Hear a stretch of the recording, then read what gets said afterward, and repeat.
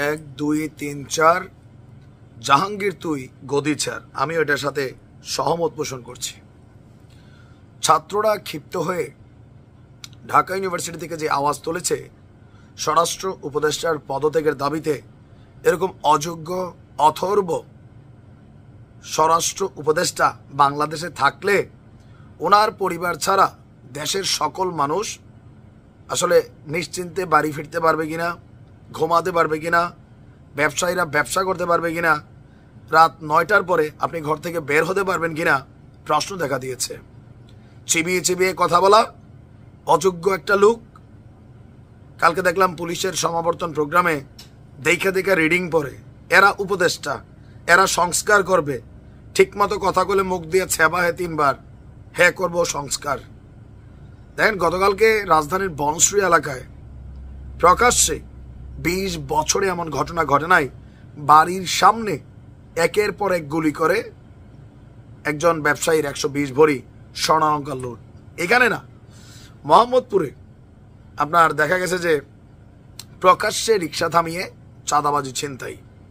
কালকে আমরা যদি দেখি একের পর এক ঘটনা, শঙ্করের সশস্ত্র মহড়া, ডাকাত আতঙ্কে মসজিদে মাইকিং, স্থানীয় পোলাপাইন নিজেরা আপনার এলাকার পাহারা দেওয়ার জন্য দায়িত্ব নিচ্ছে।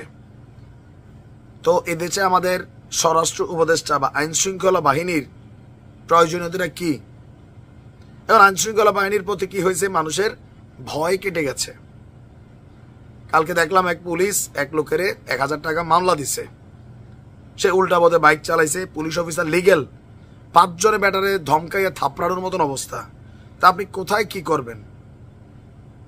ও যে লাঠি দিয়া বাড়ি দিয়া যে পুলিশ কর্মকর্তা ভাইরাল হয়েছে, ভাই সব জায়গাতে এরকম লাঠির বাড়ি রাস্তা দিয়ে কাজ হলে ভালোই হইতো।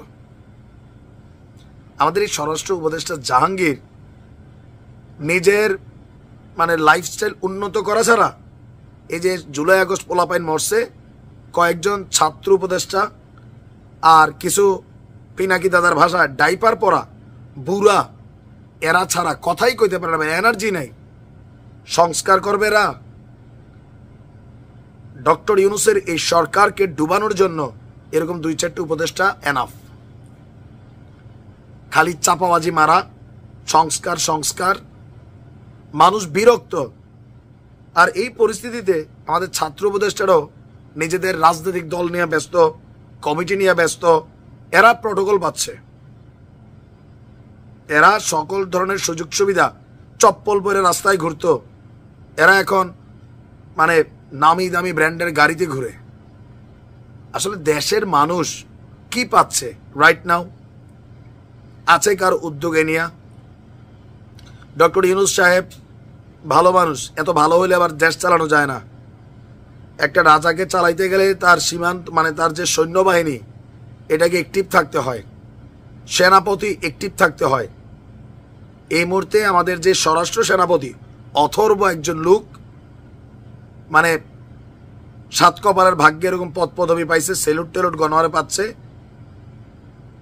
দেশের মানুষ আতঙ্কে দিন কাটাচ্ছে, ঘরের বাইরে যাওয়া বন্ধ, রাস্তার মধ্যে ছিনতাই, ধর্ষণ, গাড়ির মধ্যে ধরিয়া ধরিয়া। ভাই হচ্ছেটা কি আসলে? স্বরাষ্ট্র উপদেষ্টার আগামী 24 ঘন্টার মধ্যে পদত্যাগ করা উচিত। করবে না? করবে না, কারণ কি? গন্ডারের চামড়া,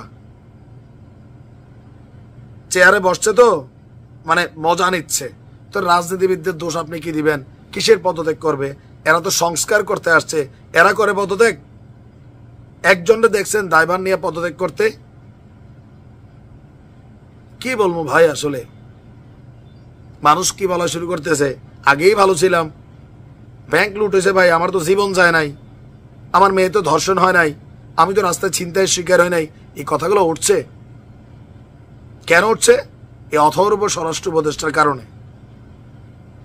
সরকার চালাইতে না পারলে ইউনূসের উচিত আপনি আপনার সরকার ভেঙে নির্বাচন দেন, রাজনৈতিক সরকার আসুক, তারা না পারলে জনগণ তাদেরকে 5ই আগস্টের মতন প্রত্যাখ্যান করবে। যে আম চিপতে পারেন এটা ধৈর্য বসা দরকার নাই, মানুষ বিরক্ত। এবার ভালো থাকুন।